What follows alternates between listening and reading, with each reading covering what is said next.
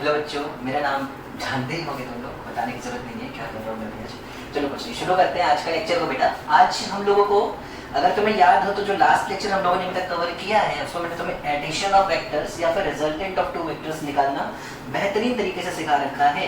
इसके साथ साथ मैंने सब्ट्रैक्शन ऑफ वेक्टर्स को भी तुम्हें बहुत ही तरीके से सिखाया है। और अब हमारे चैप्टर की कहानी थोड़ी सी आगे ले जाता हूँ मैं, जहाँ हमें क्या सीखना है अब, मल्टीप्लिकेशन ऑफ अ वेक्टर, है ना। तो मल्टीप्लिकेशन ऑफ अ वेक्टर मतलब मल्टीप्लिकेशन करना है एक वेक्टर का, पर किससे, बात तो ये है ना। तो एक्चुअली इस पर्टिकुलर टॉपिक में हमें 3 सब टॉपिक्स कवर करने होंगे। सबसे पहले हम मल्टीप्लाई करेंगे एक वेक्टर को किसी स्केलर क्वांटिटी से, that is multiplication of a vector with a scalar, ठीक है। फिर हम लोग डॉट प्रोडक्ट सीखेंगे दो वेक्टर्स का, और लास्ट में हम लोगों को क्रॉस प्रोडक्ट सीखना होगा दो वेक्टर्स के बीच, है ना। तो इतनी छोटी सी है ये कहानी, और इस कहानी को शुरू करते हैं multiplication of a vector with scalar से। चलो बहुत ध्यान से देखो, बहुत छोटा सा 10 मिनट का छोटा सा कॉन्सेप्ट है। मान लो मेरे पास एक वेक्टर है, A vector is equal to, मान लेते हैं 3i cap plus 4j cap. मान लो ये मेरे पास एक वेक्टर है ए वेक्टर, ठीक है। अगर मुझे इस वेक्टर को किसी भी स्केलर क्वांटिटी से मल्टीप्लाई करना है, मतलब मान लो मैं चाहता हूँ 2 से मल्टीप्लाई करूं अपने इस ए वेक्टर को, मैं क्या करूं बच्चों, 2, देखो 2 एक स्केलर क्वांटिटी है, 2 की कोई डायरेक्शन वायरेक्शन नहीं होती है ना, तो 2 एक नंबर है वैसे तो मान लो मुझे 2 से मल्टीप्लाई करना है अपने, 2 से मल्टीप्लाई करना है अपने ए वेक्टर को, तो क्या करना होगा बच्चों, ध्यान से देखो, जहां भी कोई भी डायरेक्शन में ए वेक्टर का जो कंपोनेंट दिख जाए, जैसे x डायरेक्शन में आपको 3 नजर आ रहा होगा, y डायरेक्शन में आपको 4 नजर आ रहा होगा, जो भी स्केलर आपके वेक्टर में मल्टीप्लाई होगा, सेम स्केलर से आप अपने x कंपोनेंट को भी मल्टीप्लाई कर देना, सेम स्केलर से आप अपने y कंपोनेंट को भी मल्टीप्लाई कर देना। तो अगर मुझे कभी 2a वेक्टर फाइंड करना हो, twice of A vector find करना हो, तो ये कितना निकल के आने वाला है बेटा, तो ये निकल के आ जाएगा 2 into 3 यानी कि 6i कैप प्लस 2 into 4 यानी कि 8j कैप। ये हो जाएगा आपका किसी वेक्टर का मल्टीप्लिकेशन किसी नंबर के साथ या किसी स्केलर क्वांटिटी के साथ। फिलहाल नंबर के साथ है, सेम होगी कहानी अगर ये स्केलर क्वांटिटी होती तो, अगर ये स्केलर क्वांटिटी होती तो। जैसे ध्यान से देखा जाए, एक और चीज है जो बड़ी इंपॉर्टेंट है जो आपको यहाँ पे सीखने को मिलेगी, वो ये है कि अगर मैं आपसे ए वेक्टर का बेटा मैग्नीट्यूड पूछता, क्या पूछता बच्चों आपसे, ए वेक्टर का मैग्नीट्यूड, तो क्या ए वेक्टर का मैग्नीट्यूड निकल के आ रहा होता, mod of A vector is equal to कितना आ रहा होता, देखो ये आ रहा था अंडर रूट ऑफ 3 का स्क्वायर प्लस 4 का स्क्वायर। क्या बच्चों ये 25 का रूट यानी कि 5 यूनिट्स निकल के आता, हाँ सर बिल्कुल 5 यूनिट्स निकल के आ रहा होता। क्या तुम मुझे बताओगे ट्वाइस ऑफ ए वेक्टर का मैग्नीट्यूड कितना आ रहा है, तो क्या मुझे इस चीज का मैग्नीट्यूड निकालना पड़ेगा, बिल्कुल सर। क्या इसका मैग्नीट्यूड आएगा अंडर रूट ऑफ 6 का स्क्वायर यानी कि 36 प्लस 8 का स्क्वायर यानी कि 64। क्या ये अंडर रूट 100 हो जाएगा, ये अंडर रूट 100 हो जाएगा।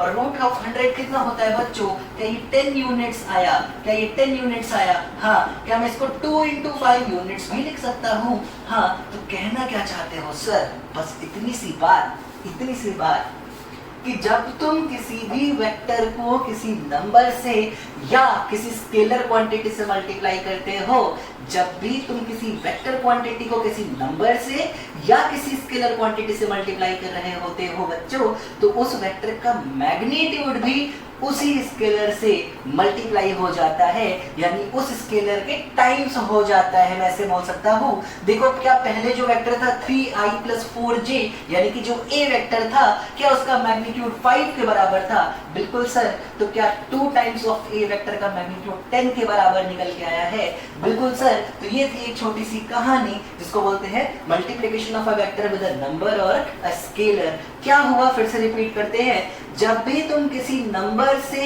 या किसी स्केलर से वेक्टर को मल्टीप्लाई करते हो, तो उस वेक्टर का हर कंपोनेंट उस स्केलर से इंडिविजुअली मल्टीप्लाई हो जाएगा, हर कंपोनेंट उस स्केलर से इंडिविजुअली मल्टीप्लाई हो जाएगा। ये पहली बात है। दूसरी बात ये है कि उस केस में जो रिजल्टेंट निकल के आना चाहिए बच्चों, जो रिजल्टेंट निकल के आना चाहिए वो भी स्केलर टाइम्स हो जाएगा, वो भी बच्चों स्केलर टाइम्स हो जाएगा। ये छोटी सी कहानी थी multiplication of a vector with a scalar और अ नंबर। इसको आप बहुत ढंग से बेटा अपनी कॉपी में नोट कर लेना। मैंने दो ही इंपॉर्टेंट पॉइंट बताए हैं। पहला, वेक्टर का हर कंपोनेंट उस स्केलर से मल्टीप्लाई हो जाता है, और दूसरा जो फाइनल मैग्नीट्यूड था वो भी स्केलर टाइम्स हो जाता है, वो भी स्केलर टाइम्स हो जाता है। तो चलो तो छोटी छोटी क्वेश्चंस भी प्रैक्टिस करेंगे ताकि हमारा कमांड और अच्छा हो सके। देखो अब ध्यान से, देखो अब ध्यान से। तो आप सबसे पहले तो ये चीज नोट करो, आप ऐसे नोट कर लो जैसे मैं दिखा रहा हूं आपको कि if a vector is equal to a I cap plus b j cap plus c k cap, then capital C times of a vector, capital C times of a vector is equal to c a I cap plus c b j cap plus capital C small c k cap। ये हो गया हमारा नया vector. and mod of a vector into c ही हो जाएगा हमारा mod of c a vector. ध्यान से देखो, जो फाइनल मैग्नीट्यूड था वो c टाइम्स हो गया है हमारे नए वेक्टर का, जो कि कब मिला है हमें, किसी नंबर या स्केलर से हमारे मेन वेक्टर को या फिर इनिशियल वेक्टर को मल्टीप्लाई करने से। ये वो छोटी सी कहानी है जो आपको अपनी कॉपी में नोट करनी होगी बच्चों। और अब कुछ क्वेश्चंस करके और अच्छा भी कमांड किया जाएगा। अब देखो ध्यान से, क्वेश्चंस कैसे कराओगे सर आप। मान लो मैं तुम्हें ऐसा क्वेश्चन दूं, जैसे आते हैं मैं वही फॉर्मेट दिखाता हूं आपको। क्वेश्चन आता है कि late a vector is equal to 4i cap plus 6j cap, b vector is equal to minus 2i cap plus 8j cap, and c vector is equal to 3i cap plus 2j cap. Find 2a vector plus 3b vector plus C vector, या minus करते हैं, चलो सी को minus C vector हमको ये find करने को बोल रहा है। 2a vector plus 3b vector minus C vector कितना होगा, हमें ये फाइंड करना है।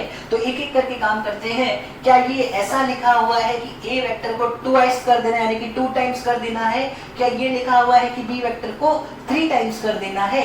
और ये लिखा है c वेक्टर को सिंगल टाइम ही रहने देना है, पर उस पर्टिकुलर रिजल्ट में से सब्ट्रैक्ट करना है। हाँ सर, बिल्कुल ऐसा ही लिखा है। तो चलो जरा ये बताओ, अगर a वेक्टर है 4i plus 6j, तो ट्वाइस ऑफ a वेक्टर कितना आने वाला है बच्चों? सर वो आ जाएगा 2 into 4i cap plus 6j cap, क्या यही आ जाएगा वो? हाँ, क्या ये आ जाएगा 8i cap plus 12j cap? शाबाश बच्चों। जरा बताओ 3b वेक्टर क्या निकल के आएगा? सर वो आ जाएगा -6i cap plus 24j cap. शाबाश बच्चों। और सी वेक्टर अभी भी क्या रहने वाला है बच्चों? 3i cap plus 2j cap. क्या मुझे इन दोनों को पहले ऐड करना है और फिर इसे सब्ट्रैक्ट करना है? बिल्कुल बच्चों। अब सर आप जरा ये तो बताओ, आखिर ऐड कैसे किया जाए? आखिर ऐड कैसे किया जाए? तो कॉमन सेंस की बात है बच्चों। जरा देखो कहना क्या चाहता है ये। इस ट्वाइस a वेक्टर के x कंपोनेंट को बस देखो, वो 8 के बराबर है। मतलब ट्वाइस ऑफ a वेक्टर पहले से x में 8 जा चुका है। तुमसे कहता है कि -6 और जोड़ दो उसी में, तो क्या होगा बेटा? तुम 8 कदम आगे जाके 6 कदम पीछे ही ना आ जाओगे? यही तो मतलब हुआ इसका। उसी तरीके से ट्वाइस a का b कंपोनेंट कहता है कि तुम y में 12 जा चुके हो, बल्कि 3b का b कंपोनेंट कहता है कि तुमको 24 कदम वापस आना, 24 कदम और जाना है। ये प्लस है बच्चों, और जाना है। तो क्या डायरेक्ट ही आपस में ऐड हो जाएंगे? हाँ सर, आप फिर से एक बार थोड़ा समझाओ आप क्या कहना चाह रहे हो।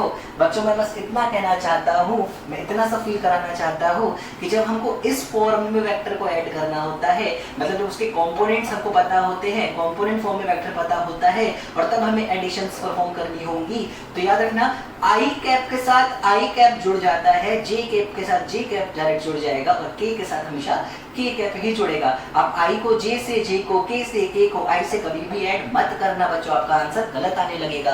तो देखो ध्यान से, जब मुझे 2a plus 3b निकालना होगा, 2a vector plus 3b vector निकालना होगा, तो देखो क्या हो जाएगा। इन दोनों को पहले ऐड करो, 8 माइनस 6 क्या आ जाएगा 2i कैप, और इन दोनों को ऐड करो 24 प्लस 10 क्या ये आ जाएगा 36j कैप। शाबाश बच्चों, तो ये हुआ 2a प्लस 3b।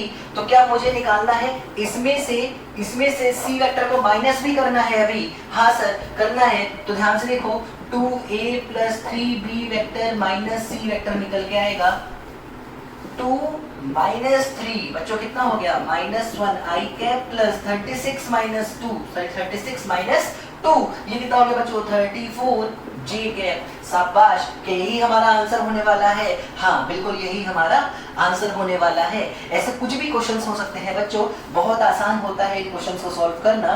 तुम्हें बस स्केलर से मल्टीप्लाई करना है हर कंपोनेंट को, और याद ये रखना है कि i में सिर्फ i के ही कंपोनेंट्स ऐड करोगे, j में सिर्फ j के ही कंपोनेंट्स ऐड करोगे, और k में सिर्फ k के ही कंपोनेंट्स ऐड करोगे। आप कभी i को j से, g को k से, और k को i से कभी ऐड नहीं करना, गलत हो जाएगा आपका आंसर बच्चों। चलो शाबाश सर, बहुत अच्छा क्वेश्चन था, आपने बहुत ही सही से बता भी दिया, पर एक प्रैक्टिस करना भी तो बनता है। तो बेटा क्वेश्चन नहीं चेंज करता हूँ, बस फाइनल क्वेश्चन चेंज करके तुमसे बोलता हूँ। अब तुम बताओ कमेंट सेक्शन में आंसर क्या आएगा। 2a minus 4b vector plus 2c vector, इसका आंसर बच्चों तुम्हें बताना है कमेंट सेक्शन में कि क्या होगा इस क्वेश्चन का answer. 2a vector minus 4b vector plus 2c vector कितना होगा? अगर a वेक्टर, b वेक्टर और c वेक्टर तीनों आपको बिल्कुल ढंग से दे रखा गया है तो शाबाश बच्चों, इस क्वेश्चन को जरूर करना। कमेंट में बताओ कि तुमको समझ में आ रहा है लेक्चर या नहीं आ रहा है, और आंसर बताओगे तो मैं ये मान लूंगा कि तुम लेक्चर समझ पा रहे हो। तो प्लीज कमेंट करना मत भूलना। मैं लेके आता हूँ आपके पास एक नया कॉन्सेप्ट, जिसको हम लोग बोलते हैं डॉट प्रोडक्ट ऑफ वेक्टर्स। क्या बोलते हैं बच्चों? Dot product of vectors. इसको आप अच्छे से नोट कर लो तब तक।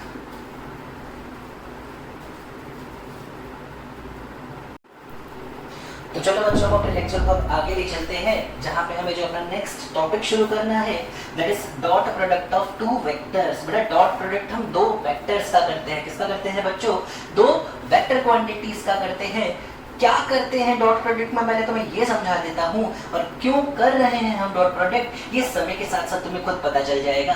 तो मान लो एक वेक्टर है a वेक्टर, एक वेक्टर है b वेक्टर, तो अगर मैं चाहता हूँ कि मैं a वेक्टर और b वेक्टर का डॉट प्रोडक्ट निकालूं तो मैं ऐसे लिखा करूंगा। सबसे पहले रिप्रेजेंटेशन सीख लो, a vector dot b vector. कभी भी ऐसा लिखा होगा a vector dot b vector, मतलब सवाल चाहता है कि मैं दोनों का डॉट प्रोडक्ट निकालूं। बच्चों क्या निकालूं? डॉट प्रोडक्ट निकालूं। सर बता तो दो क्यों कर रहे हो, प्लीज सब्र करो, पक्का पता चल जाएगा क्यों कर रहे हैं। बस अभी समझो कि कैसे कर रहे हैं या क्या करते हैं हम डॉट प्रोडक्ट में, ये समझो ध्यान से। तो a वेक्टर और b वेक्टर के डॉट प्रोडक्ट को हम लोग हमेशा ऐसे शो करेंगे, और जब भी हमको ऐसा करने को बोला जाए हमें करना क्या है, a वेक्टर का मैग्नीट्यूड फाइंड कर लेना है, b वेक्टर का मैग्नीट्यूड फाइंड कर लेना है, और जो a वेक्टर और b वेक्टर के बीच एंगल है ना बच्चों थीटा, इसका cos या फिर कोसाइन फाइंड कर लेना है, यानी कि cos थीटा फाइंड कर लेना है, और इन तीनों को ही आपस में प्रोडक्ट कर देना है। तो a vector dot b vector is mod a mod b cos theta. a vector dot b vector को कैसे लिखेंगे बच्चों हम लोग? Mod a mod b cos theta. ये होता है वो काम जो हमें करना है हर उस केस में जब हमको दो वेक्टर्स के बीच डॉट प्रोडक्ट निकालना होता है। चलो सर बहुत अच्छा सिखाया आपने, जरा देखते हैं कैसे करते हैं इन सारी चीजों को। पहले तो और समझो।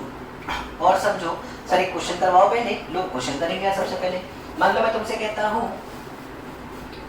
ए वेक्टर है जिसका मैग्नीट्यूड दे रखा है मान लो 5 यूनिट्स, और बी वेक्टर का मैग्नीट्यूड दे रखा है मान लो 4 यूनिट्स, और तुमसे कहता है कि इनके बीच का एंगल है 37 डिग्री। फाइंड ए वेक्टर डॉट बी वेक्टर। मान लो कहता है फाइंड करो A vector dot B vector, यानी कि डॉट प्रोडक्ट निकालो आखिर इन दोनों वेक्टर का। तो क्या करना है बच्चों? सबसे पहले मैग्नीट्यूड ऑफ ए वेक्टर, क्या सवाल में दे रखा है 5 यूनिट, हाँ ऐसे ही करेंगे। तो मॉड ए मॉड बी कितना है बच्चों? 4 यूनिट, तो मॉड बी इनटू cos 37। 5 4 जो बेटा कितना होता है 20, और cos 37 कितना होता है बच्चों? सर 4/5, तो 20 इंटू 4/5 क्या ये हो जाएगा? 4 4 जा 16, तो 16 यूनिट्स निकल के आया है। एक मिनट तुमने मल्टीप्लाई किया है दो वेक्टर क्वांटिटीज को। तुमने मल्टीप्लाई किसको किया बच्चों? दो वेक्टर क्वांटिटी को, और जब तुमने दो वेक्टर क्वांटिटी का डॉट प्रोडक्ट निकाला है तो रिजल्ट क्या मिला है सर 16 यूनिट। इसकी कोई डायरेक्शन मिली है क्या? इसकी कोई डायरेक्शन मिली है क्या? नहीं सर, इसमें कोई डायरेक्शन तो नजर नहीं आ रही है। एक बहुत खास बात बताऊं, डॉट प्रोडक्ट को एक और नाम दिया जाता है जिसको बोलते हैं बच्चों स्केलर प्रोडक्ट। क्या बोला जाता है बच्चों?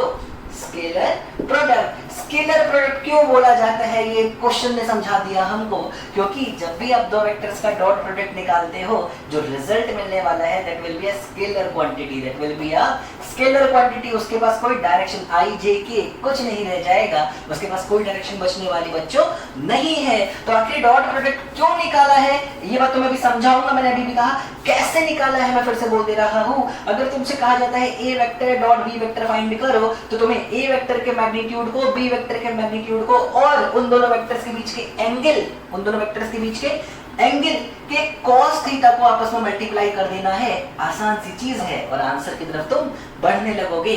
चलो और कुछ छोटी छोटी चीजें सीखते हैं डॉट प्रोडक्ट के बारे में जो बड़ी इंपॉर्टेंट है। देखो ध्यान से, मान लो मैं एक और क्वेश्चन करता हूं,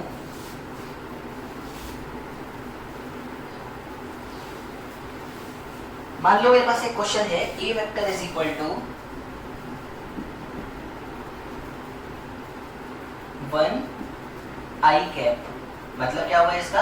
एक ऐसा वेक्टर है जिसका मैग्नीट्यूड बेटा 1 के बराबर है और जिसकी डायरेक्शन है x में, और मान लो मेरे पास एक बी वेक्टर है जिसका मैग्नीट्यूड भी कितना मान के लेता हूं मैं 1 के बराबर है और इसकी भी डायरेक्शन आई कैप हो। मैंने कहा बेटा A vector dot B vector find करो, A vector dot B vector find करो। चलो ध्यान से समझते हैं कैसे करते हैं sir. A vector dot B vector find करने से पहले सबसे पहले क्या ए वेक्टर और बी वेक्टर बना लिया जाए तो बेहतर होगा? क्यों नहीं बेटा, बना लो। सर ये मान लेता हूं मैं ए वेक्टर, क्योंकि ए को तो बेस बनाना है ना, आप कहीं भी बना दो ए वेक्टर। तो अगर ये है बच्चों ए वेक्टर तो कहां है मेरा बी वेक्टर? जरा देखो, ए है x डायरेक्शन में तो क्या बी भी है x डायरेक्शन में। ए का मैग्नीट्यूड 1 है तो क्या बी का मैग्नीट्यूड भी 1 है। तो एक्चुअली जहां बना है ए वेक्टर इसी को ओवरलैप कर रहा होगा, इसी को ओवरलैप कर रहा होगा आपका बी वेक्टर। और अगर दो वेक्टर्स आपस में ओवरलैप कर रहे हैं तो क्या है आखिर उनके बीच का एंगल? सर 0 डिग्री के बराबर है। क्या है उनके बीच का एंगल बच्चों? सर 0 डिग्री के बराबर है। शाबाश मेरे बच्चों। अब ध्यान से देखो, क्या मुझे ए वेक्टर और बी वेक्टर फाइंड करना है? A vector dot B vector find करना है। हाँ सर, तो ये होगा mod of A vector mod of B vector cos of theta, है ना। मॉड ऑफ ए वेक्टर 1 के बराबर दे रखा है, मैग्नीट्यूड 1 ही है ए वेक्टर का। मॉड ऑफ बी वेक्टर भी 1 दे रखा है क्योंकि बी वेक्टर का मैग्नीट्यूड भी 1 ही है। और अभी अभी आप ही ने बताया है कि एंगल जो है वो 0 डिग्री है और cos 0 बच्चों 1 होता है। तो जब मैंने इनको आपस में मल्टीप्लाई किया डॉट प्रोडक्ट से तो 1 into 1 यानी कि रिजल्ट क्या निकल के आया? 1। रिजल्ट क्या निकल के आया? 1। क्या सिखाना था सर? ऐसा सवाल ही क्यों उठाया था आपने? फिर से स्केलर क्वांटिटी निकल के आई तो आप पहले ही बता चुके हो। नहीं बेटा, इस बार कुछ नया सिखाना था। एक्चुअली इसको देखो मैं और कैसे लिख सकता हूं, 1 I cap dot 1 I cap. बेटा ये रहा ए वेक्टर, ये रहा बी वेक्टर, ये रहा डॉट। अच्छा मैं ऐसे लिखता हूं क्या 1 आई कैप? मैं सिर्फ उसको आई कैप नहीं लिख सकता क्या? अरे भाई अगर मैं सिर्फ आई कैप लिखता हूं मतलब इसका कोफिशिएंट 1 हुआ ना। I cap dot I cap, I cap dot I cap कितना निकल के आया है बच्चों? 1। और ये सिखाना था तुमको। एक्चुअली डॉट प्रोडक्ट की कुछ प्रॉपर्टीज होती है जो तुमको याद करनी पड़ेंगी, जिसके बिना तुम आगे चैप्टर में नहीं पढ़ सकते हो। उनमें सबसे पहली प्रॉपर्टी है आई कैप डॉट आई कैप हमेशा कितना निकल के आएगा बच्चों? 1। सर और क्या क्या प्रॉपर्टीज हैं? क्या आप एक एक करके सब प्रूव ही कराओगे? नहीं, सब प्रूव क्यों कराऊंगा बेटा, कॉमन सेंस की भी चीज होती है नाम की, तो हम उसका इस्तेमाल करते हैं। जब भी आई कैप से आई कैप का डॉट होगा वो हमेशा 1 आएगा। सिमिलरली जे कैप डॉट जे कैप भी क्या आएगा बच्चों? 1 आएगा। सिमिलरली के कैप डॉट के कैप भी क्या आएगा बच्चों? 1 आएगा। और देखो ध्यान से, आई कैप डॉट माइनस आई कैप, ये बच्चों -1 हो जाएगा। जे कैप डॉट माइनस जे कैप -1 हो जाएगा। के कैप डॉट माइनस के कैप -1 हो जाएगा। और देखो बच्चों ध्यान से, अगर कभी आई कैप डॉट जे कैप करना पड़ता है या आई कैप डॉट के कैप करना पड़ता है, आई कैप डॉट जे कैप या आई कैप डॉट के कैप करना पड़ता है। तो ध्यान से देखो, आई कैप एक्स डायरेक्शन है, जे कैप वाई डायरेक्शन है, क्या एंगल बीच में 90 डिग्री है और cos 90 0 हुआ करता है, तो ये कितना निकलेगा बच्चों, 0 निकलने वाला है। Similarly J cap dot I cap करना हो या जे कैप डॉट के कैप करना हो, ये भी क्या आएंगे बच्चों, 0। और सिमिलरली के कैप डॉट आई कैप करना हो या के कैप डॉट जे कैप करना पड़े, तो ये भी क्या निकल के आएगा बच्चों, 0। कुल मिला के आपके सामने 3 3 6 और 6 12 ऐसे फॉर्मूले या फिर प्रॉपर्टीज हैं जिनको आप बहुत ही ढंग से अपने दिमाग में बैठा के रखना, अपने दिमाग में बच्चों बैठा के रखना। तो सर अभी तक आपने ये बात नहीं बताई कि हम डॉट प्रोडक्ट क्यों किया करते हैं, अभी तो आप बस ये बता रहे हो कि क्या किया करते हैं। हाँ, मैंने कहा है पेशेंस रखो, मैं बताऊंगा कि डॉट प्रोडक्ट क्यों किया करते हैं, पर उससे पहले ये सारी चीजें सीख लेना, डॉट प्रोडक्ट पे कमांड कर लेना बहुत जरूरी है। अब ध्यान से देखो, अगर ये प्रॉपर्टीज अपनी कॉपी में तुमने लिख ली है और बहुत ढंग से नोट हो गई है और तुमने याद भी कर ली है, तो मैं तुम्हें डॉट प्रोडक्ट पे एक और सवाल को दिखाता हूँ,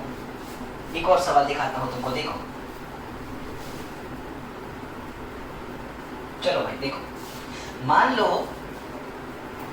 एक वेक्टर है a vector is equal to 3i cap plus 4j cap plus 5k cap, और b वेक्टर है मान लो i cap plus 3j cap plus 2k cap. मैंने तुमसे कहा बेटा a vector dot b vector find करो। सर सबसे पहले हम a वेक्टर और b वेक्टर बना लेंगे। हाँ बेटा बना लोगे, मैंने कब बना किया, पर तुम वेक्टर देख के कैसे बता पाओगे उनके बीच एंगल कितना है। पिछले सवाल में दोनों ही सिर्फ x डायरेक्शन में थे, तब तो 0 हमने सोच लिया था। क्या हर बार जो दो वेक्टर तुम्हें दे रखे होंगे उनके बीच का एंगल तुम ऐसे देख के पता कर सकते हो क्या? नहीं, हम ऐसे देख के एंगल पता नहीं कर सकते हैं। तो क्या हम उसका डॉट प्रोडक्ट नहीं निकाल पाएंगे क्योंकि उसके लिए तो cos थीटा चाहिए था?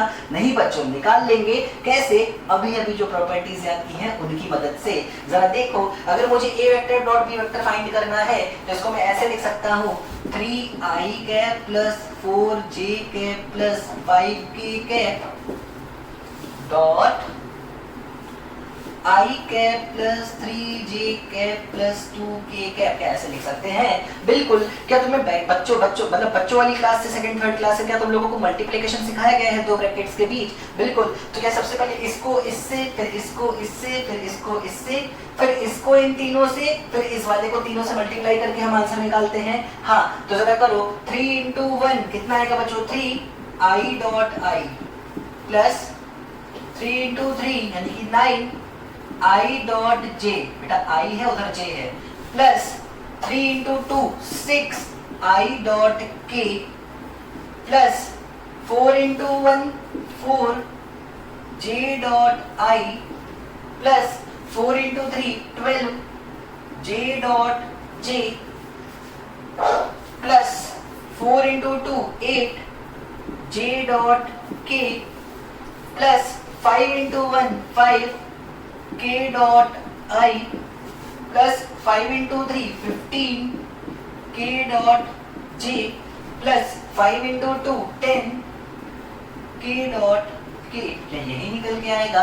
हाँ बच्चों, यही निकल के आएगा। हाँ सर, यही निकल के आएगा। अब अगर तुम पहले देखो प्रॉपर्टीज जो तुमने लिखी है, तो उसमें i डॉट j बेटा 0 होता है तो ये टर्म आएगा 0, i डॉट k 0 होता है तो ये हो गया 0, j डॉट i 0 होता है तो ये हो गया 0, j डॉट k 0 होता है तो ये हो गया 0, k डॉट i 0 होता है तो ये हो गया 0, k डॉट j 0 होता है तो ये हो गया 0। कुल मिला के 3 ही ऐसे टर्म्स हैं जो बचे, जिसमें i डॉट i 1 होता है, j डॉट j 1 होता है और k डॉट k भी 1 होता है। तो ये लिखा है 3 into 1 यानी कि 3। अब मैं i नहीं लगाऊंगा बेटा, i से i मल्टीप्लाई होकर 1 हो चुका है डॉट में। 12 j into j 1 होता है तो ये हो गया 12 प्लस 10 into 1 यानी कि 10। क्या ये निकल के आएगा 22 प्लस 3 यानी कि 25। क्या ये 25 निकल के आएगा? हाँ सर 25 निकल के आएगा। तो a vector dot b vector का जो रिजल्ट है वो कितना आया बच्चों? 25 निकल के आया। क्या कहीं i j k नजर आया? नहीं सर, i j k तो कहीं नजर आया ही नहीं। तो देखो बार बार एक ही बात बोलता हूँ, जब तुम दो वेक्टर्स का डॉट प्रोडक्ट निकालते हो तो जो रिजल्ट निकल के आने वाला है बच्चों वो सिर्फ और सिर्फ एक स्केलर क्वांटिटी होगी, वो सिर्फ और सिर्फ बेटा एक स्केलर क्वांटिटी होगी, उसके साथ कोई डायरेक्शन होने वाली नहीं है, उसके साथ कोई डायरेक्शन होने वाली नहीं है।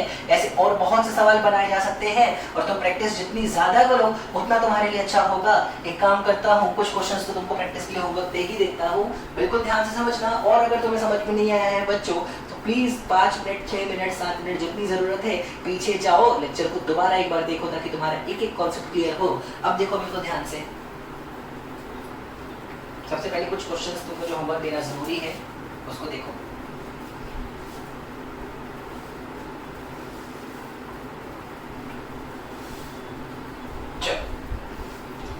तुम्हें फाइंड करना है हर बार ए वेक्टर डॉट बी वेक्टर, ठीक है। मैं यहाँ लिख दे रहा हूँ ए वेक्टर और यहाँ लिख दे रहा हूँ बेटा B vector. 2i cap plus J cap minus 3k cap और बी वेक्टर है मान लो i cap plus 3j cap minus 2k cap. ये पहला क्वेश्चन था। दूसरा क्वेश्चन हो जाए मान लो 4i cap minus 2j cap minus k cap और बी वेक्टर हो गया मान लो 2i cap minus j cap minus 3k cap. चलो भाई एक क्वेश्चन और दे देता हूँ। तीसरा क्वेश्चन हो गया बेटा मान लो 3i cap plus 4j cap minus 2k cap और ये हो जाए मान लो 6i cap minus 3j cap plus 4k cap. तो ये 3 क्वेश्चंस हैं बेटा, मैंने ए वेक्टर बी वेक्टर दोनों आप लोगों को दे रखा है। प्लीज अभी ही प्रैक्टिस करो, अभी ही प्रैक्टिस कर लो। मैं तुम्हें एक चीज बता देता हूँ, कहो तो मैं तुम्हारे लिए आंसर्स भी लिख दूं ताकि तुम चेक कर लेना कि तुम्हारा जो रिजल्ट निकल के आया वो सही आया या नहीं आया। मैं तुम्हें दिखा दूं 2 5 इसका आंसर 11 निकल के आएगा बच्चों।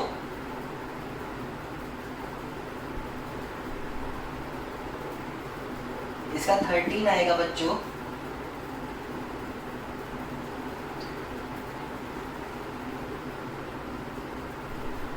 इसका -2 आएगा। ये आंसर भी बच्चों मैं बता दे रहा हूँ तुमको, प्लीज खुद से कोशिश करो। अभी कोई ट्रिक लगाने की कुछ सोचने की जरूरत नहीं है, जैसे मैंने तुम्हें सिखाया है बिल्कुल वैसे ही करना है तुमको। और मैं जरूर बताऊंगा तुम्हें कि आखिर मैं ऐसे देख के आंसर कैसे बता ले जा रहा हूँ। ये कोई बहुत बड़ी बात नहीं है बेटा, बहुत बेसिक सी बात है। और शायद तुम में से कुछ बच्चों ने तो पकड़ भी लिया होगा कि मैंने क्या किया है। तो शाबाश बच्चों, बहुत ही शानदार, बहुत ही बढ़िया।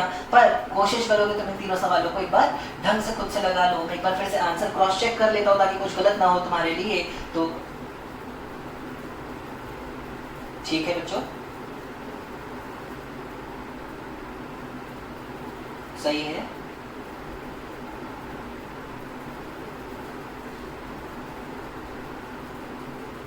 हाँ बच्चों, तीनों आंसर बिल्कुल सही हैं। आप बिल्कुल प्रैक्टिस करो इसकी और देखोगे कि आपसे आंसर्स निकल पा रहे हैं या नहीं निकल पा रहे हैं। अब ध्यान से देखते हैं आगे कुछ लेक्चर को। अब आता है वो सवाल कि आखिर हम पढ़ क्यों रहे हैं डॉट वेक्टर या फिर डॉट प्रोडक्ट पढ़ क्यों रहे हैं आखिर। चलो फिर से रिपीट करते हैं, फिर से एक कहानी सोचते हैं। मान लो एक ए वेक्टर है मान लो 2i cap plus 3j cap और बी वेक्टर है मान लो 5i cap plus 4j cap. अभी मैंने तुमको इनका डॉट प्रोडक्ट करना सिखाया था। पर याद करो क्या मैंने तुमसे ये भी बोला था कि हर बार दोनों वेक्टर्स को देख के ऐसे नहीं बता पाओगे तुम कि आखिर क्या है इनके बीच का एंगल। तो फिर कैसे पता चलेगा सर आखिर क्या है दो वेक्टर्स के बीच का एंगल। इसलिए ही तो पढ़ा है तुमने डॉट प्रोडक्ट, सिर्फ इसलिए ही तो पढ़ रहे हो तुम डॉट प्रोडक्ट, ताकि तुम कोई भी दो वेक्टर्स के बीच कितना एंगल है ये आसानी से पता कर सको। ताकि तुम कोई भी दो वेक्टर्स के बीच आखिर कितना एंगल होता है ये आसानी से पता कर सको। कैसे करते हैं सर, तो देखो अगर मैंने तुमसे कहा बच्चों की ए वेक्टर डॉट बी वेक्टर कितना निकल के आएगा, ए वेक्टर डॉट बी वेक्टर कितना निकल के आएगा, तो तुम डायरेक्ट बोल दोगे सर ये आएगा mod A mod B cos theta के बराबर। क्या ये बात सच है? हाँ सर सच है। तो जरा देखो यहाँ से cos थीटा कितना निकल के आएगा, यहाँ से cos थीटा निकल के आएगा बच्चों a vector dot b vector upon mod of a vector dot mod of sorry dot नहीं है, मल्टीप्लाई है, mod of A vector into mod of B vector. क्या तुमको A vector dot B vector अभी अभी 3 क्वेश्चंस प्रैक्टिस करवाए हैं कि कैसे निकालते हैं बिना एंगल जाने? तो क्या तुम इनका डॉट नहीं निकाल पाते? निकाल लेते ना सर। क्या इसका ए का मैग्नीट्यूड नहीं निकाल पाते? निकाल लेते ना सर। क्या बी का मैग्नीट्यूड नहीं निकाल पाते? निकाल लेते ना सर। तो सब तो तुम्हें पता है कि cos थीटा नहीं निकल पाता, बिल्कुल निकलता। तो अपनी कॉपी में पॉइंट लिखो, dot product is used to find angle between two vectors. Dot product is used to find angle between two vectors. ये मैंने पहली एप्लीकेशन बताई है। ऐसी 2 और एप्लीकेशंस हैं बच्चों, ऐसी 2 और एप्लीकेशंस हैं जो मुझे डॉट प्रोडक्ट में तुमको सिखानी है। तो फिलहाल ध्यान से सुनो, dot product is used to find angle between two vectors. चलो सर इसको जरा सॉल्व करके बता ही दो कि कितना है इन दोनों के बीच एंगल। चलो ध्यान से देखो, क्या ये निकल के आएगा 2i + 3j into 5i + 4j upon A vector का मैग्नीट्यूड के √2² + 3² इंटू बी वेक्टर का मैग्नीट्यूड के √5² + 4²। हाँ सर यही तो होता है, इसमें कोई बहुत बड़ा रॉकेट साइंस नहीं है। अगर इन दोनों का डॉट निकालना है भाई, इन दोनों का डॉट निकालना है, तो अब मैं तुम्हें वो भी बता दूं कि कैसे देख के आंसर पता चल रहा था मुझको। आखिर मुझे पता है i को j से, j को k से, इनको आपस में मल्टीप्लाई करने से 0 ही रिजल्ट आना है। तो रिजल्ट कब नहीं आना है? जब i से होता होगा और j से। तो मैं ज्यादा करता ही नहीं, मैं तो डायरेक्ट i का i से करूंगा। i का i से करूंगा तो 2 5 जा 10 प्लस j का j से 3 4 जा 12 अपॉन 4 + 9 का ये हुआ √13 और ये होगा 25 + 16 का √41। बढ़िया। तो देखो ये निकल के आया है, ये निकल के आया है। यहाँ से बेटा मैं इधर सॉल्व कर रहा हूँ, ध्यान से देखना। यहाँ से cos थीटा निकल के आया है बच्चों, cos थीटा निकल के आया है 22 अपॉन √13 √41। और यहाँ से थीटा कितना निकल के आएगा बच्चों? यहाँ से थीटा निकल के आ जाएगा, थीटा निकल के आ जाएगा बच्चों cos इनवर्स 22 by √13 √41। ये है बेटा आपका वो एंगल जो ए वेक्टर और बी वेक्टर के बीच मौजूद है, जो ए वेक्टर और बी वेक्टर के बीच मौजूद है। और यही वो कॉन्सेप्ट था जो मैंने तुमसे कब से बोल रखा था कि क्यों कर रहे हो डॉट प्रोडक्ट, जरूर बताऊंगा, पर पहले क्या कर रहे हो डॉट प्रोडक्ट में ये सिखाना जरूरी है। तो उम्मीद है तुम्हें अभी तक ऐसा कोई बहुत बड़ी चीज़ मैंने सिखाई भी नहीं है और बहुत कुछ टफ भी नहीं हुआ है, तो इजिली तुम समझ पा रहे होगे कि अभी तक क्या किया गया है इस पर्टिकुलर क्लास में। हालांकि मैं एक क्वेश्चन और लेता हूँ डॉट प्रोडक्ट से एंगल फाइंड करने का, और फिर तुम्हें सेकंड एप्लीकेशन बताता हूँ डॉट प्रोडक्ट की। चलो ध्यान से देखो,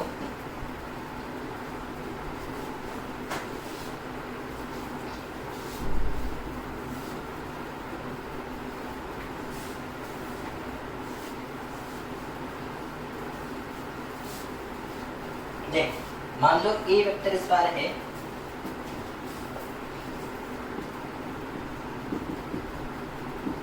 4i + 3j कैप और बी वेक्टर है 5i कैप + 12j कैप। मुझे फाइंड करना है ए वेक्टर और बी वेक्टर के बीच एंगल। मुझे क्या फाइंड करना है बच्चों? ए वेक्टर और बी वेक्टर के बीच एंगल। क्या जब भी मुझे दो वेक्टर के बीच एंगल फाइंड करना होगा मैं डॉट प्रोडक्ट वाला कॉन्सेप्ट यूज करूंगा? हाँ सर, क्या उसके अकॉर्डिंग cos थीटा होता है A vector dot B vector upon mod of A vector mod of B vector. हाँ बच्चों यही होता है, शाबाश। क्या मैं इसको ऐसे लिख लूंगा 4i cap + 3j cap dot 5i cap + 12j cap upon A vector का मैग्नीट्यूड आएगा बेटा √16 + 9 या √25। हाँ, और बी वेक्टर का मैग्नीट्यूड आएगा √25 + 144 मतलब √169। बिल्कुल सही बच्चों, शाबाश। यहाँ से cos थीटा निकल के आया है 4 × 5 20। देखो बेटा मैंने सिर्फ i से i वाले को देखा, कुछ और ध्यान भी नहीं दिया। 3 × 12 36। मैंने सिर्फ j से j को देखा, बाकी सबका मैंने काम भी नहीं किया। तो 20 प्लस 36 अपॉन 5 इंटू 13, क्योंकि बेटा अंडर रूट ऑफ 25 होता है 5, अंडर रूट ऑफ 169 होता है बेटा 30। ये निकल के आया है 36 प्लस 20 यानी कि 56 अपॉन 13 5 जा 65, 13 5 जा बच्चों 65, cos थीटा आया है 56/65, तो थीटा निकल के आया है बच्चों cos इनवर्स 56/65। ये है वो पर्टिकुलर आंसर जो कि बताता है कितना एंगल है आखिर इस ए और इस बी वेक्टर के बीच। तो बच्चों देखो मैंने तुमको अच्छे से सिखा रखा है आखिर डॉट प्रोडक्ट कैसे निकाला जाता है, आखिर डॉट प्रोडक्ट कैसे निकाला जाता है। मैंने क्वेश्चंस दिए हैं ताकि तुम पहले प्रैक्टिस करो, और प्रैक्टिस करने के बाद आगे का लेक्चर अगर तुमने देख रहे हो, अगर तुम प्रैक्टिस करने के बाद आगे का लेक्चर देख रहे हो तो तुम्हें इस लेक्चर में कोई समस्या नहीं हो रही होगी। पर हाँ, अगर तुमने दिमाग लगा रखा है, अपने आप को होशियार बन रहे होगे, प्रैक्टिस को तुम मजाक समझ रहे होगे और छोड़ के आगे लेक्चर में बढ़े होगे, तो पक्का कहीं ना कहीं तुम भी जानते हो कि तुम्हें परेशानी हो रही होगी। तो अभी भी बोलूंगा बच्चों, पहले उन तीनों क्वेश्चंस को जरूर प्रैक्टिस कर लो, फिर आगे देखना शुरू करो इस लेक्चर को, ताकि तुम्हें ये जो भी चीज मैंने सिखाई वो तुम्हें समझ में आए। और मैंने तुमसे कहा था कि जो पहला एप्लीकेशन था डॉट प्रोडक्ट का वो क्या था, किसी भी दो वेक्टर्स के बीच क्या एंगल है इसको पता करना। तो सर दूसरा एप्लीकेशन क्या होता है, पहले इतना नोट करो, मैं दूसरा एप्लीकेशन लेकर तुम्हारे पास आता हूँ। तो चलो बच्चों हम लोग अपना सेकंड एप्लीकेशन देखते हैं डॉट प्रोडक्ट का, और ये है projection of one vector on other vector. समझाओ तो सर आखिर इसका मतलब क्या है, ये तो बड़ी अजीब चीज लग रही है। नहीं, बिल्कुल परेशान नहीं हो, मैं दिखाता हूँ तुमको। मान लो ये है ए वेक्टर, ये है बी वेक्टर, अब बी वेक्टर और ए वेक्टर के बीच का एंगल कितना मान लो बच्चों, थीटा। अब एक काम करो, बस 1-2 मिनट के लिए मैं जो बोलना चाहता हूँ उसे जरा मानना। भूल जाओ कि यहाँ ए वेक्टर था, भूल जाओ कि ये क्या था बच्चों, ए वेक्टर था। ऐसे समझो कि ये एक्स एक्सिस थी, क्या थी बच्चों, एक्स एक्सिस थी। ऐसे समझो कि ये वाई एक्सिस है बच्चों, ये क्या है बच्चों, वाई एक्सिस है। अब भूल जाओ कुछ देर के लिए ए वेक्टर है, पर बी वेक्टर को भूलने की जरूरत नहीं है, बी वेक्टर को भूलने की जरूरत नहीं है। क्या मैं तुमसे अगर ये पूछूं कि बी वेक्टर का एक कंपोनेंट है जो एक्स डायरेक्शन में तोड़ा जा सकता है, बी वेक्टर का एक कंपोनेंट है जो एक्स डायरेक्शन में तोड़ा जा सकता है। मैंने रिजोल्यूशन ऑफ अ वेक्टर तुम्हें सिखा रखा है अच्छे से, तो क्या मैं तुमसे पूछ सकता हूँ कि वो क्या है बी वेक्टर का कंपोनेंट जो एक्स डायरेक्शन में आता है। तुम कह दोगे सर वो है B vector cos theta, B vector cos theta ही बी वेक्टर का वो कंपोनेंट है जो एक्स डायरेक्शन में आता है। चलो अब वापस सवाल पे आते हैं, पर बी वेक्टर का वो कंपोनेंट जो एक्स डायरेक्शन में आया था, रियलिटी में बी वेक्टर का वो कंपोनेंट है जो ए वेक्टर को ओवरलैप कर गया, जो ए वेक्टर को ओवरलैप कर गया बच्चों, जो ए वेक्टर को क्या कर गया, ओवरलैप कर गया। तो जो कंपोनेंट बी वेक्टर का ए वेक्टर को ओवरलैप कर गया, मैं ऐसे भी बोल सकता हूँ कि बी वेक्टर का प्रोजेक्शन है वो, बी वेक्टर का प्रोजेक्शन है वो ए वेक्टर के ऊपर। तो जो ये निकल के आया है ना बच्चों mod B vector cos theta, B vector cos theta, ये कुछ और नहीं है बच्चों। बी वेक्टर कॉस थीटा को हम क्या बोलेंगे, क्या बोलेंगे बच्चों, इसको बोलेंगे projection of B vector on A vector. इसको कैसे पढ़ेंगे बेटा, projection of B vector on A vector. Sir और समझाओ ना बेटा, और समझाओ, और समझाओ, लो बेटा और समझो, ऐसे समझो, देखो ऐसे समझो, एक तरीका और है मेरे पास भाई। ये है ए वेक्टर, ये है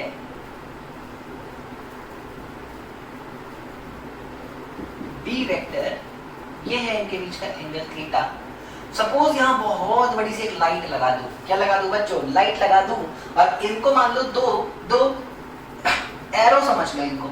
अगर यहाँ से लाइट ऐसे गिर रही है, लाइट ऐसे गिर रही है, तो इस बी वेक्टर की एक परछाई तो यहाँ बनेगी ना भाई, इस बी वेक्टर की एक परछाई तो यहाँ बनेगी। अरे ये लाइट तो यहाँ गिर गई, ये लाइट यहाँ गिर गई, ये लाइट यहाँ गिर गई, ये लाइट यहाँ गिर गई, पर यहाँ की लाइट थोड़ी ना यहाँ गिर पाई। तो यहाँ क्या मिली बच्चों, परछाई। यहाँ क्या मिली बच्चों, परछाई, छाया मिली, छाया। कौन मिली बच्चों, छाया मिली।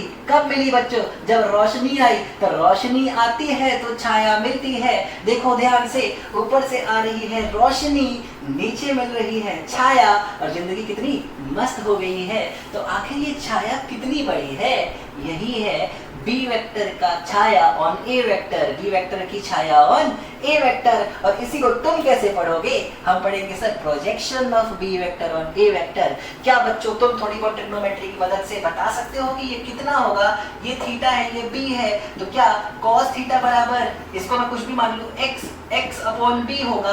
हाँ, तो x कितना आया बच्चों? Sir B vector cos theta. तो यही तो सिखाना था बच्चों कि B vector cos theta is projection of B vector on A vector. ऐसे अगर बेटा मैंने कभी तुमसे ए वेक्टर cos थीटा पूछा होता तो इसको कैसे पढ़ते? Projection of A vector on B vector. कैसे निकाला जाएगा आखिर प्रोजेक्शन किसी एक वेक्टर का दूसरे वेक्टर पे? वही तो खेल है बच्चों डॉट प्रोडक्ट का। कैसे निकालेंगे सर, जरा सिखाओ। तो पहले मैंने तुम्हें समझा दिया आखिर प्रोजेक्शन का क्या मतलब होता है, अब मैं तुम्हें सिखा देता हूँ कि कैसे निकाला जाता है। देखो ध्यान से, मान लो ए और बी दो वेक्टर है, तो इनका डॉट प्रोडक्ट क्या निकलता बेटा? Mod A vector mod B vector cos theta, है ना? Mod A vector mod B vector cos theta. Mod लगा लेता हूँ भाई, मॉड को छोड़ने की जरूरत नहीं है। मैं मॉड वहां भी लगा लेता हूँ, इसको भी छोड़ने की जरूरत नहीं है। मुझे मैग्नीट्यूड से ही मतलब है आखिर की कितना प्रोजेक्शन है इसका उस पे। ध्यान से देखो, इसको मैं और क्या लिख सकता हूँ? Is equal to A vector dot B vector. क्या ऐसे ही लिखते हैं हम लोग? हाँ सर ऐसे ही लिखते हैं। सर ये डॉट है, नहीं बेटा ये सिंपल मल्टीप्लाई है, कंफ्यूज नहीं होना। अगर मैं यहाँ से इस पार्ट को यहीं छोड़ दूं, देखो ये क्या निकल के आया? A vector dot B vector upon mod of A vector. ध्यान से देखो ये क्या है, ये क्या है? ये वही लेंथ है ना बी वेक्टर की जो ए वेक्टर पे ओवरलैप कर गई है। तो क्या इसी को बोलते हैं projection of B vector on A vector? हाँ सर इसी को बोलते हैं projection of A vector B vector on A vector. तो देखो ध्यान से, जब भी तुम्हें बी वेक्टर का ए वेक्टर के ऊपर प्रोजेक्शन फाइंड करना है, कितना आसान सा होता है फॉर्मूला। दोनों का डॉट प्रोडक्ट निकाल के ए वेक्टर के मैग्नीट्यूड से डिवाइड कर देंगे तो बी का ए पर प्रोजेक्शन निकल के आएगा। सिमिलरली बेटा अगर ए का बी पर प्रोजेक्शन निकालना है, मतलब मुझे पता करना है मॉड ए cos थीटा। जरा ध्यान से देखो, मॉड ए cos थीटा किसके बराबर निकलता? ये आता sir A vector dot B vector upon mod of B vector के बराबर, जिसका प्रोजेक्शन उसके उल्टे के मैग्नीट्यूड से डिवाइड किया है। जब ए का प्रोजेक्शन बी पे निकालना है, जब ए का प्रोजेक्शन बी पे निकालना है, तो देखो यहाँ पे बी के मैग्नीट्यूड से डिवीजन दिया, और जब बी का प्रोजेक्शन ए पे निकालना था तो बच्चों मैंने ए के मैग्नीट्यूड से डिवाइड किया था। तो देखो ये है projection of B vector on A vector, और ये हो गया projection of A vector on B vector. तुमसे सवाल ऐसे ही पूछेगा, ए और बी दो वेक्टर्स हैं बच्चों, तो बताओ ए का प्रोजेक्शन बी पे कितना है या बी का प्रोजेक्शन ए पर कितना है, और तुम बहुत ही आराम से बहुत ही आसानी से निकाल लोगे, परेशान होने की कोई जरूरत नहीं है। सर एक क्वेश्चन तो करा दो, लो करा दूंगा यार, क्यों नहीं कराऊंगा, मेरा तो यही काम ही है। पर उससे पहले ये दोनों फॉर्मूले नोट कर लेना, लिख लेना। ये क्या है? Projection of B vector on A vector. ये क्या है? Projection of A vector on B vector. तो दोनों चीजें लिखना नहीं भूलना, और एक दो क्वेश्चंस और कर लेते हैं, आगे अपने लेक्चर को ले चलते हैं। चलो देखो ध्यान से बच्चों, देखो क्वेश्चन है,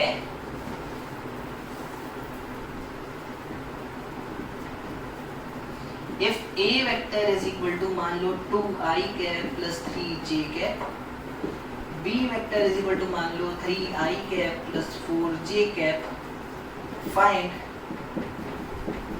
projection of a vector on b vector। ये मैं करूंगा, projection of B vector on A vector ये तुम करोगे। चलो ध्यान से देखो, क्या पहले पार्ट में projection of A on B निकालना है, तो projection of A vector on B vector का फॉर्मूला होता है ए वेक्टर cos थीटा। यही तो है ना projection of A on B. इसका फॉर्मूला होता है बच्चों A vector dot B vector upon mod of B vector. जब ए का प्रोजेक्शन निकालना है तो हम बी के मैग्नीट्यूड से डिवाइड करेंगे। जब ए का प्रोजेक्शन निकालना होगा बच्चों तो बी के मैग्नीट्यूड से डिवाइड करेंगे। देखो जरा ये क्या निकल के आता, ये निकल के आता बच्चों 2i cap plus 3j cap, 2i cap plus 3j cap dot 3i cap plus 4j cap upon b का magnitude under root of 3 square plus 4 square मतलब 9 प्लस 16 के अंडर रूट ऑफ 25 यानी कि 5 निकलता। हाँ जरा पहले ये तो बताओ कितना आता, तो 2 3 जा 6 प्लस 3 4 जा 12 अपॉन 5 कि 12 प्लस 6 18/5, 18/5 यूनिट्स, यही है बच्चों प्रोजेक्शन ऑफ ए वेक्टर और बी वेक्टर। देखो मैंने कितनी आसानी से निकाला है, तो उम्मीद है इतनी ही आसानी से तुम भी मुझे बताओगे कि क्या है projection of B vector on A vector. आखिर क्या है projection of B vector on A vector? जरूर इस सवाल को सॉल्व करो और प्लीज इसको भी कमेंट में बताओ। देखो मैंने वो बीच में 3 क्वेश्चन दिए हैं, मुझे उसका आंसर कमेंट में नहीं चाहिए। मैंने स्टार्टिंग में क्वेश्चन दिया है, हाँ जरूर उसका आंसर उम्मीद करता हूँ कमेंट में, और इसका आंसर उम्मीद करता हूँ तुमसे कमेंट में। तो ये था बेटा हमारा second application to find projection of one vector on other vector. तो सर तीसरा क्या है? तीसरा एक एप्लीकेशन भी कह सकते हो और तीसरा एक फॉर्मूला भी कह सकते हो, ये पता करने का कि जो दो वेक्टर तुमको दिए जा रहे हैं, क्या वो आपस में परपेंडिकुलर तो नहीं है? कहीं वो आपस में परपेंडिकुलर तो नहीं है? तो देखो एक बार ध्यान से थर्ड वाले एप्लीकेशन लिख लो कि dot product is also used to find if two vectors are perpendicular और नॉट। चलो मैं तुमको डायरेक्ट फॉर्मूला दिखाता हूँ, देखो कैसे निकलता है। अगर मान लो मैं कहता हूँ ए वेक्टर है a1 i cap plus b1 j cap plus c1 k cap और b वेक्टर है a2 i cap plus b2 j cap plus c2 k cap, और मैं कहता हूं कि a वेक्टर परपेंडिकुलर है b वेक्टर से, मैं खुद कह रहा हूं। तो जरा मुझे बताओ a वेक्टर और b वेक्टर के बीच एंगल कितना है? सर 90। आप भी तो कह रहे हो परपेंडिकुलर है। अच्छा cos 90 कितना होता है मेरे बच्चों? सर cos 90 होता है 0। तो बताओ जरा इन दोनों वेक्टर का डॉट प्रोडक्ट क्या आना चाहिए? सर 0। इन दोनों का डॉट क्या आना चाहिए? 0। यही तो मैं कहना चाह रहा हूँ। अगर दो वेक्टर्स आपस में परपेंडिकुलर है तो हमेशा उनका डॉट प्रोडक्ट क्या आएगा बच्चों? 0। मतलब अगर ए वेक्टर बी वेक्टर के परपेंडिकुलर है तो ए वेक्टर डॉट बी वेक्टर पक्का क्या होना चाहिए? 0। जरा इनका डॉट निकालो, तो मैं तेजी से निकालूंगा, तुम धीरे धीरे भी करके देखना। जब मुझे डॉट करना होता है तो मुझे पता है आई से मल्टीप्लाई होता है, तो ये बन जाएगा a1 a2 प्लस जे से मल्टीप्लाई होता है, ये बन जाएगा b1 b2 प्लस के से मल्टीप्लाई होता है, ये हो जाएगा c1 c2, और क्या आना चाहिए? वो 0 के बराबर। ये है वो फॉर्मूला जो ये बताता है कि आखिर दो वेक्टर्स आपस में परपेंडिकुलर है कि नहीं। तो रैंडम ये मल्टीप्लिकेशन करके देख लो, अगर रिजल्ट 0 आ रहा है मतलब वो परपेंडिकुलर होंगे, और नहीं आ रहा है तो वो परपेंडिकुलर नहीं होंगे। चलो शाबाश बच्चों, बहुत ही अच्छा सा फॉर्मूला था, सर आपने बहुत ही तरीके से सिखा दिया, और ये फॉर्मूला बहुत इंपॉर्टेंट है, अपनी कॉपी में जरूर अच्छे से नोट कर लेना। कल यानी कि आने वाले दिन में जो हमारी अगली क्लास होगी उसमें हमें पढ़ना है बेटा क्रॉस प्रोडक्ट, यानी कि मल्टीप्लिकेशन के तीसरे सब टॉपिक को, और एक दो और छोटे छोटे कॉन्सेप्ट्स हैं वेक्टर के जो हमको पढ़ने होंगे। इसके साथ साथ हमारा लेक्चर भी खत्म हो जाया करेगा और चैप्टर भी खत्म हो जाएगा। चलो बिल्कुल ध्यान से समझो। ठीक है, एक क्वेश्चन देता हूँ तुमको फिर से, तुमको कमेंट में आंसर देने की जरूरत नहीं है, लेकिन अपनी प्रैक्टिस के लिए जरूर लिख लो। मान लो मैं कहता हूँ ए वेक्टर है 3i cap plus 4j cap minus 3k cap, और बी वेक्टर है xi cap plus 4j cap plus 2k cap, और मैं कहता हूँ कि ए वेक्टर बी वेक्टर के परपेंडिकुलर भी है। तो बताओ x कितना होगा? ये सवाल है, तुम्हें सॉल्यूशन नहीं बताने की जरूरत है कमेंट में, तुम लेकिन खुद से सॉल्व कर लेना। कुछ खास तो नहीं करना है बच्चों, बस यहाँ सब कुछ रख देना, अपने आप x निकल के आ जाएगा। तो चलो बच्चों, इसी के साथ आज के लेक्चर से मैं विदा लेता हूँ। बहुत बहुत शुक्रिया इस लेक्चर को देखने के लिए। बाकी हंसते रहो, खुश रहो, मस्त रहो, अपना ध्यान रखो, लेकिन अपने फ्यूचर का ज़्यादा ध्यान रखो। चलो आगे मिलते हैं बेटा कल, और थैंक यू।